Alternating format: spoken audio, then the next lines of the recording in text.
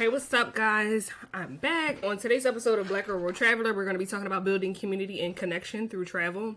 I have been thinking a lot about the benefits of travel, and especially as Black Girl World Traveler is starting to host group trips for Black women. So if you haven't already heard, please go fill out our traveler survey at blackgirlworldtraveler.com so we can have your voice heard. And I've been thinking a lot about the ways in which travel is so beneficial for us people, us women. And the best thing that I can say that travel has done for me is bring me lifelong lasting friendships. So I think throughout my life, I've struggled to make friends. And that's just because trauma, fear of abandonment, and dealing with a lot of bullshit that has come in my life. I feel like, too, it was always different. I was always very smart as a child. I didn't fit into any groups that were readily available to me. And so this made being in social groups hard for me. Now, many people might not believe that because those that know me may say, you're so social and, you're a Gemini, and Geminis are known to be the social members of the zodiac signs. But it was hard for me to make friends. And even when I did make friends, looking back on it in my life, I had terrible choice in friends. But when I started to travel, more specifically, when I moved to Spain, I realized that all the friendship breakups, all the BS I had encountered didn't matter anymore. I could be a new person. I almost at one point was considering changing my name and telling people that my name was something new because I just wanted to create this blank slate, right? It was my first time living abroad. And this was me fresh off the heels of moving from Spain. So I decided I was going to do things differently.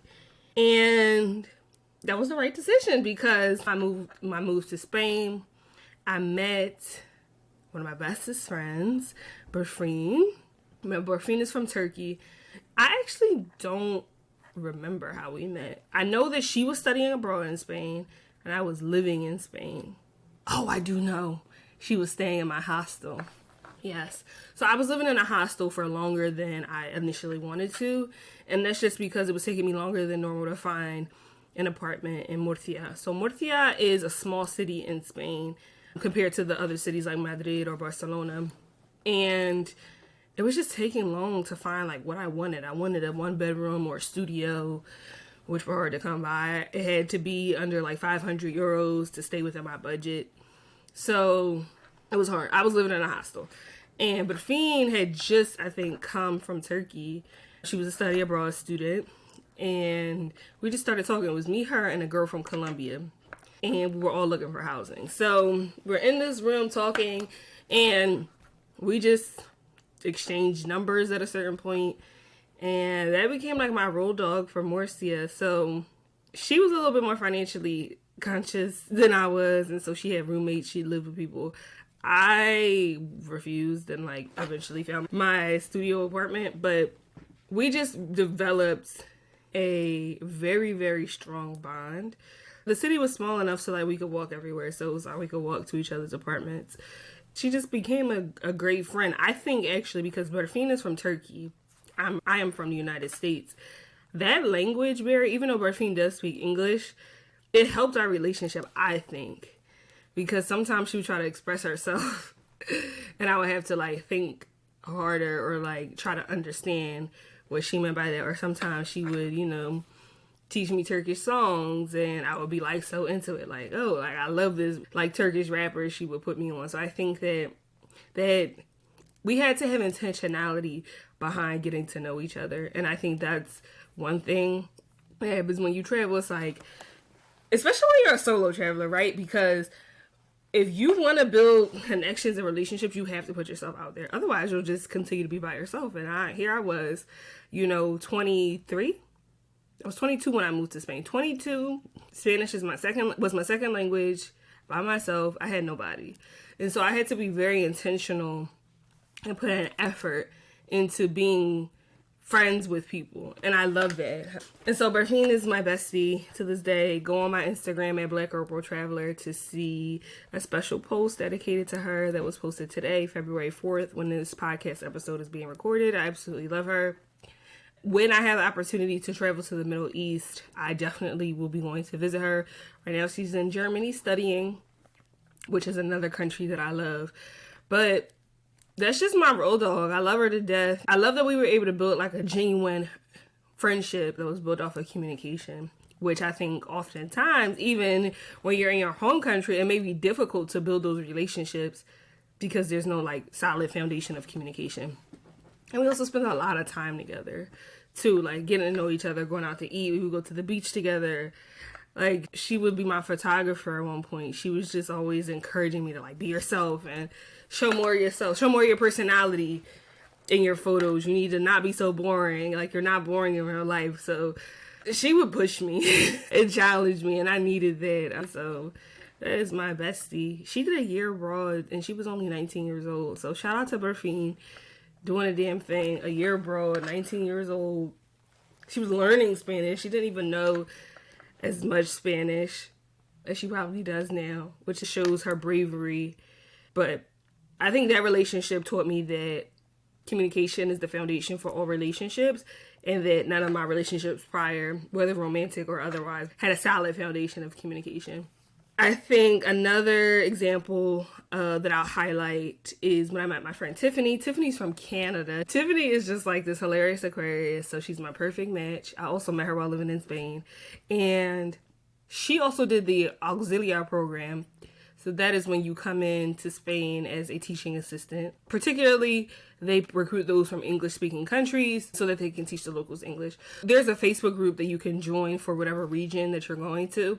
And so I had saw that Tiffany may have posted something, so I just reached out to her. I was like, let me just reach out to all the Black people that I see, specifically like the Black women. I think I suggested like, let's meet up or something. And we met up, we just started hanging out, and eventually, you know what I did? I figured out all the Black women that were in Spain from this Facebook group, and we coordinated a big meetup, a big lunch. Tiffany and I had a sleepover while living in Spain. Like, these people were my road dogs. And I was only in Spain for a year, so I was getting to know them and getting to know Tiffany in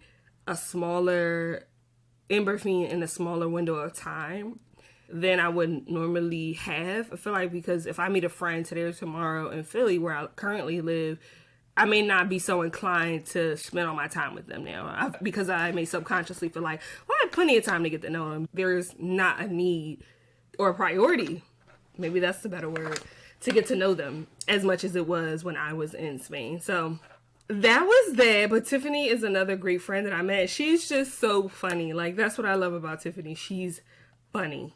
That's one of the ways that I learned to cope with my trauma throughout life, is through laughter. And I think she just fulfills that need of laughter in my life. She's so funny. I have to invite her on a podcast episode so y'all can just hear how funny she is. But she's another example of a friend that, because I was open to meeting new people, it flourished and it worked. Speaking of creating like a larger community, I want to highlight that group of Black women meetup that I coordinated. So I was hell-bent and determined on meeting all the Black women that were coming to Murcia. So, and they didn't have to just be living like in the city of Murcia, because Murcia is also a region. So there's plenty of other parts of Murcia besides the city center and the actual city. A lot of people actually lived in like the suburbs. So I set up a meetup. We went to lunch with this woman whose name I believe is here. It's escaping me right now. She also was doing work around trying to make Spain seem more friendly to Black women. I think Black people in general, but with a focus on Black women. And she had done the auxiliary program, I believe. So she came into town. So we all met up and had like this huge lunch. And for me, that was huge because here I am surrounded by like all these women of color. And like, I was able to do that in less time than I I had ever done while being a citizen of the United States. So again, priorities, right? I made it a priority to try to make community. And as I reflect on it now, I'm like, wow, that lunch was amazing. It's also on my YouTube channel. So if you want to see more about the different women that we had at that brunch, please visit my YouTube channel and check out my series on Spain. You'll definitely see it.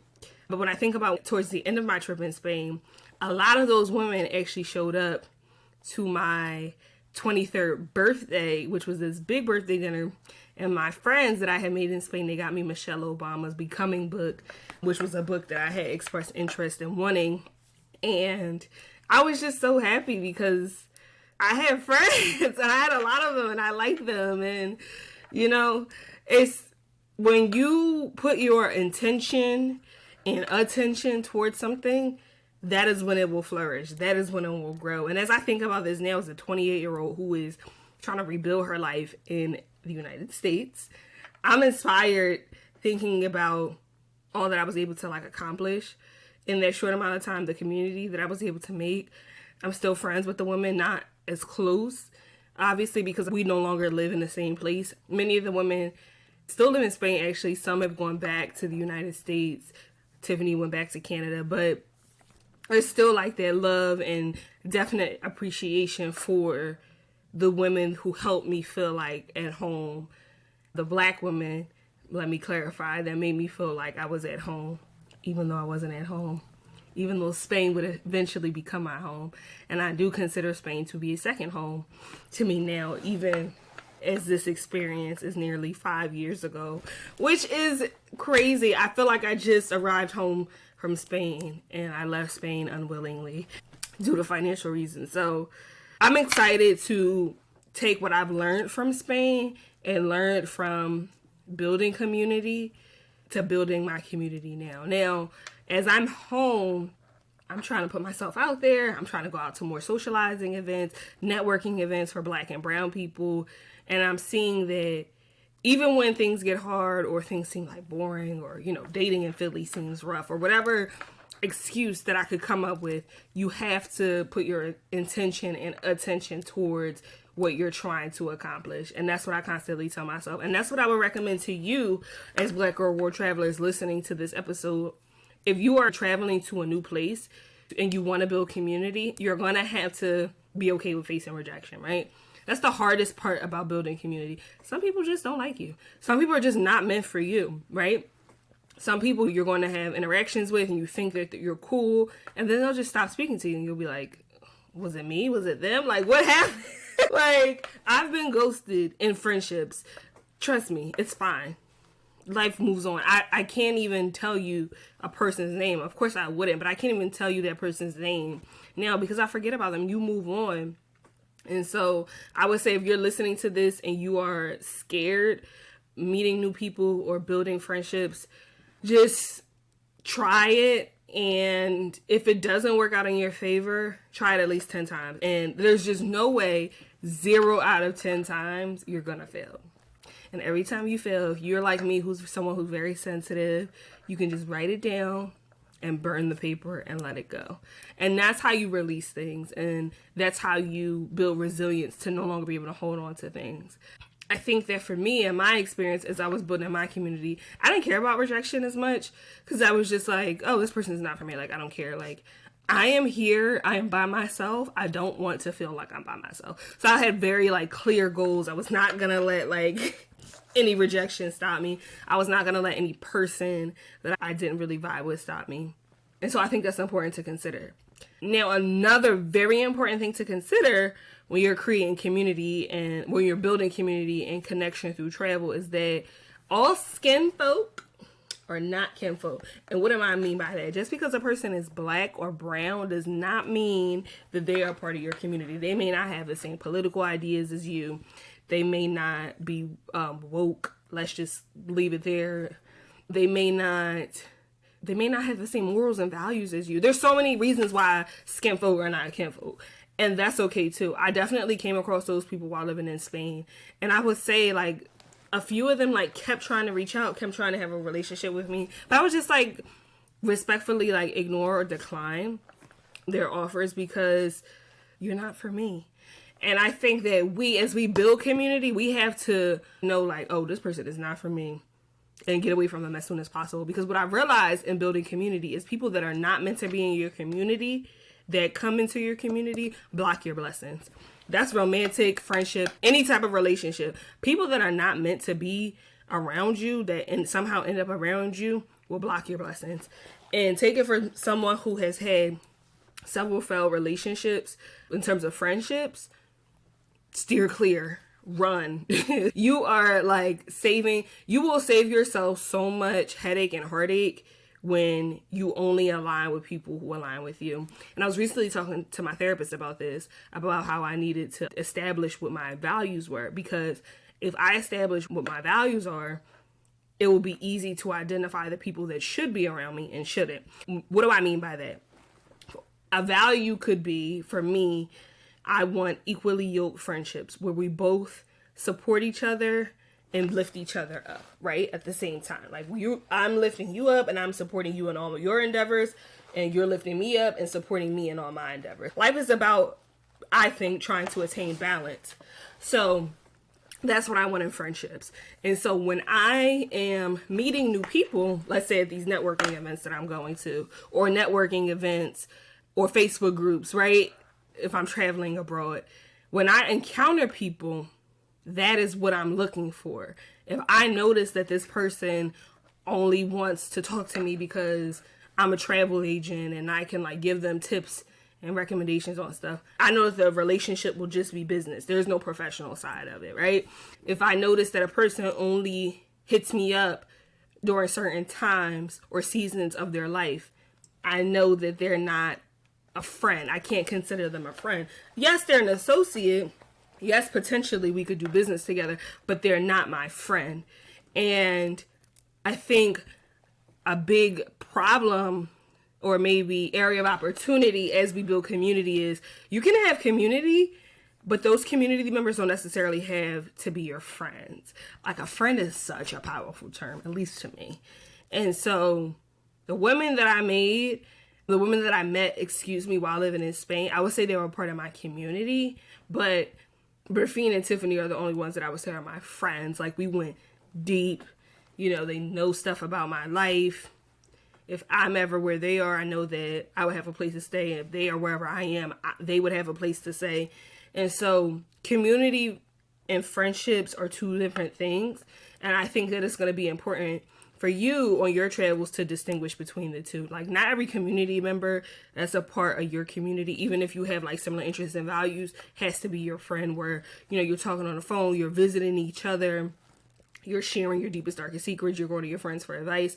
It doesn't have to reach that level, but there can be, an established sense of respect, mutual sense of respect, in a sense, mutual love, mutual support. And I think all those things are important.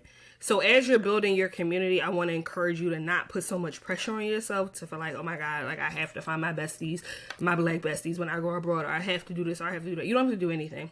You just need to be open and intentional and put your attention towards what you want. So I hope that helps you as you seek to build your community and connection through travel.